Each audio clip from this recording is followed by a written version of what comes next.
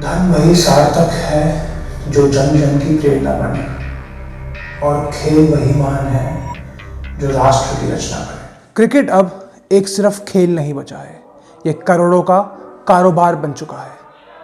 जय श्री राम दोस्तों, मैं हूं शौर्य और आप देख रहे हैं द इंडियन पीओवी। दोस्तों, अभी इंडिया और ऑस्ट्रेलिया की ओडीआई सीरीज चल रही है, जो कि विराट कोहली और रोहित शर्मा की वजह से काफ़ी न्यूज़ में है।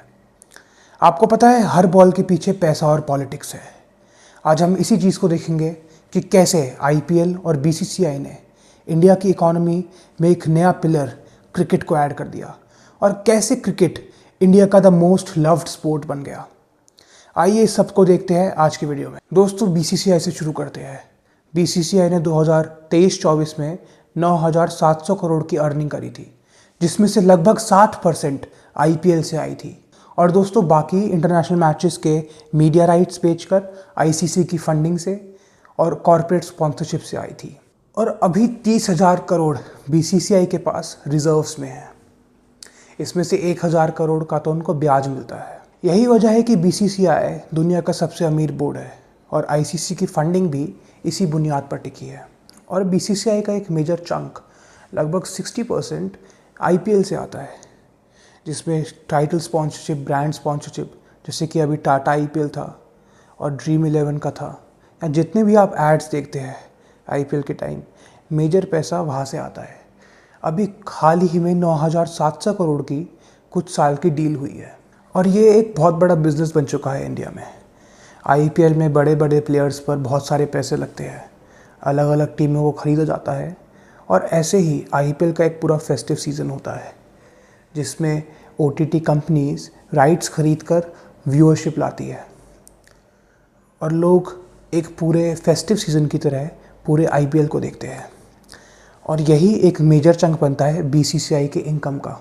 इसकी वजह से बीसीसीआई एक इंडिया में इकोनॉमिक पिलर की तरह खड़ी होती है, और क्रिकेट को एक out of the box sports बनाकर स्टार्ट करती है। दोस्तों, आईपीएल की शुरुआत 2008 में की गई थी।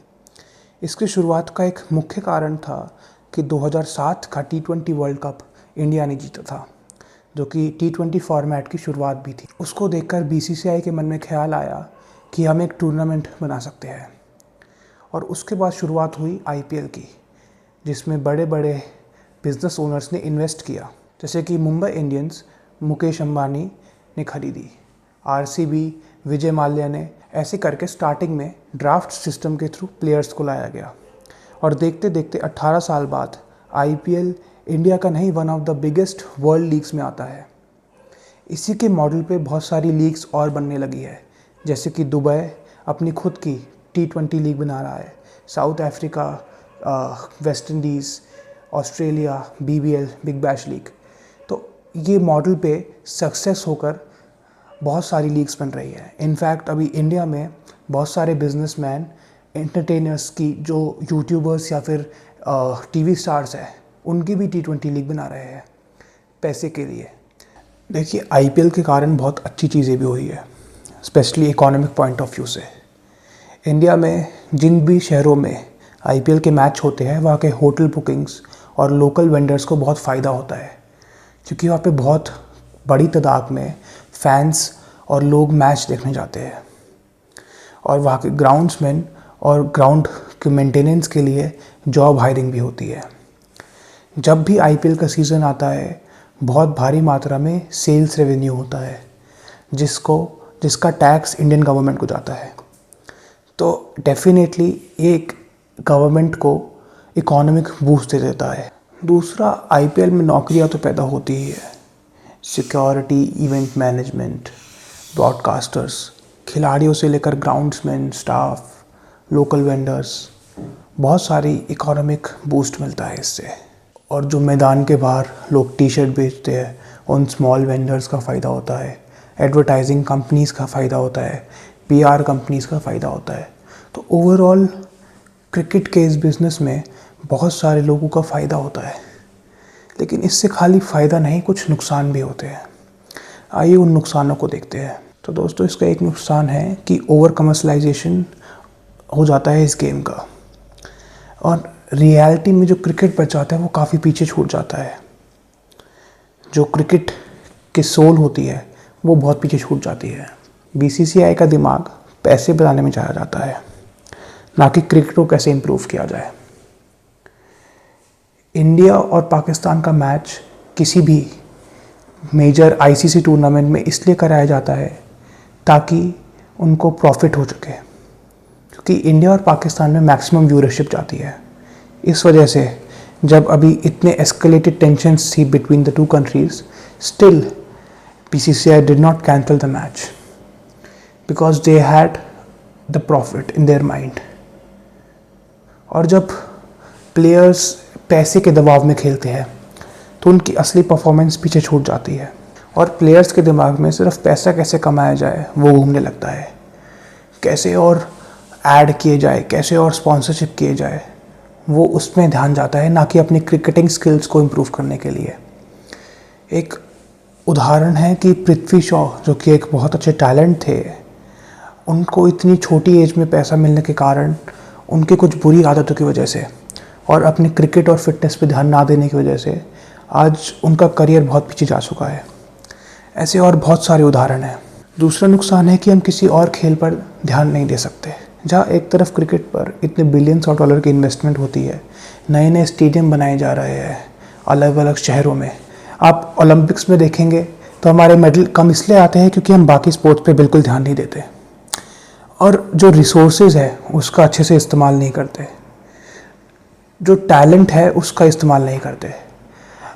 वरना क्या रीज़न है कि आज भी इंडिया की फुटबॉल टीम इतना बड़ा नेशन होने के बावजूद कि रैंकिंग टॉप 100 के एकदम लास्ट स्टेज में आती है। आज भी इंडिया एक भी फीफा वर्ल्ड कप नहीं खेल पाई है। बहुत सारे गेम्स जिसमें हमें आज तक मेडल नहीं आया है। और क्यों यूएस और चाइना ओलंपिक्स में इतने सारे मेडल लेती है? क्योंकि वहाँ पे टैलेंट फाइंडिंग और उनका इस्तेमाल करना बहुत फास्ट प्रोसेस है और वो हर जगह सिर्फ वही करते हैं। जो बच्चे स्पोर्ट्स में अच्छे होते हैं उनको शुरू से एंकरेज किया जाता है to pursue that. But India में एक बहुत प्रसिद्ध कहावत चलती है कि पढ़ोगे लिखोगे तो बनोगे नवाब, खेलोगे कूदोगे तो होगे खराब। और इस मेंटालिटी के ऊपर स्पोर्ट्स को एक बहुत नीचे लेवल पे ला दिया गया है। आज बहुत लोग आईपीएल में खेलना चाहते हैं क्योंकि वो टीवी पर दिखता है, लेकिन बाकी से स्पोर्ट्स के बारे में लोगों को पता नहीं। अभी रिसेंटली 2020 ओलंपिक्स में जब नीरज चोपड़ा गोल्ड मेडल लाए तो उसके बाद जैवलिन की जो पॉपुलैरिटी थी वो भी बहुत बढ़ गई। तो अगर ऐसी चीज़ें होंगी तो बाकी स्पोर्ट्स को भी कदर मिलेगी। इंडिया में ही डी गुकेश करके प्लेयर है जो कि यंगेस्ट प्लेयर बन गए to win the world chess championship at just 18 years of age. तो ऐसे बहुत सारे स्पोर्ट्स हैं जिसमें हम यंग टैलेंट्स को फाइंड कर सकते हैं। और दूसरी तरफ जहाँ क्रिकेट की इतनी मीडिया कवरेज होती है, बहुत सारे डेडिकेटेड चैनल्स होते हैं क्रिकेट के अराउंड डिस्कशन और प्रमोशन के लिए, वही दूसरी तरफ इन शतरंज, कुश्ती, कबड्डी, इन खेलों के लिए ना इतनी मीडिया कवरेज होती है, ना इतनी अटेंशन होती है। आज आप कहीं भी जाएंगे आपको एक क्रिकेट एकेडमी अपने आसपास ज़रूर दिख जाएगी, पर javelin throw, long jump, shot put, इनकी एकेडमी मिलना बहुत मुश्किल है। स्पेशलाइज्ड कोच मिलना, अच्छी ट्रेनिंग मिलना, ये बहुत मुश्किल है, जिसका एक बहुत बड़ा कारण है कि इंडिया की performance at major global events. तो दोस्तों, इसका समाधान क्या है? क्योंकि अंत में हमें समाधान पे बात करनी होती है, ना कि सिर्फ प्रॉब्लम के बारे में। देखिए, इसका सॉल्यूशन बहुत ही सिंपल और इजी है। इंडियन गवर्नमेंट को क्रिकेट का जो प्यार है वो जारी रखना है, लेकिन उसके साथ साथ बाकी खेलों पर भी ध्यान देना है। बाकी खेलों के लिए भी टैलेंट को फाइंड करना है, टैलेंट को ग्रूम करना है। अगर हम उनको ग्रूम नहीं करेंगे with good facilities, diet and training, तो हमारे लिए अच्छा रिजल्ट नहीं होगा। हमें यंग एज से ही अच्छे टैलेंट को फाइंड करना है एट रिस्पेक्टिव स्पोर्ट्स। उनके लिए स्पेशलाइज्ड कोच लाने हैं। बहुत सारी इंडिजिनियस लीग जैसे कि हॉकी लीग, फुटबॉल लीग और कबड्डी की प्रो कबड्डी लीग होती है, उन लीग्स को आगे लाना है, उन लीग्स को सपोर्ट करना है, उन लीग्स को उतना बड़ा बनाना है जितना बड़ा आईपीएल बना है। इंडियन गवर्नमेंट ने जो खेलो इंडिया लॉन्च किया, उस खेलो इंडिया को अग्रेसिवली आगे बढ़ाना चाहिए और उसको छोटे छोटे शहरों तक जाना चाहिए ताकि और टैलेंट्स आ सके। और खेलो इंडिया जैसे प्रोग्राम्स दब जाते हैं क्योंकि वो सिर्फ नाम के रह जाते हैं और ग्राउंड रियलिटी पे उनका इम्पैक्ट नहीं पड़ पाता, क्योंकि जो करप्ट ऑफिसर्स होते हैं या करप्ट ब्यूरोक्रेट्स होते हैं वो आलस के चक्कर में या किसी और चीज़ के चक्कर में उनको इम्प्लीमेंट नहीं करते एट द ग्राउंड स्टेज, जिसकी वजह से जो उस खेलो इंडिया का असली पर्पस है वो अचीव ही नहीं हो पा रहा। दोस्तों, ये सारी चीज़ें हम भी कर सकते हैं, हम भी मेडल ला सकते हैं, हम भी अच्छा परफॉर्मेंस कर सकते हैं। India has the talent, its people have the talent. The only thing needed is to find them and groom them. And if it is done, I guarantee you there will be results in the future. और अगर आपको video अच्छी लगे तो share करिए, subscribe करिए, like करिए। जब तक के लिए मिलते हैं अगली वीडियो में। जब तक के लिए जय श्री राम, जय हिंद।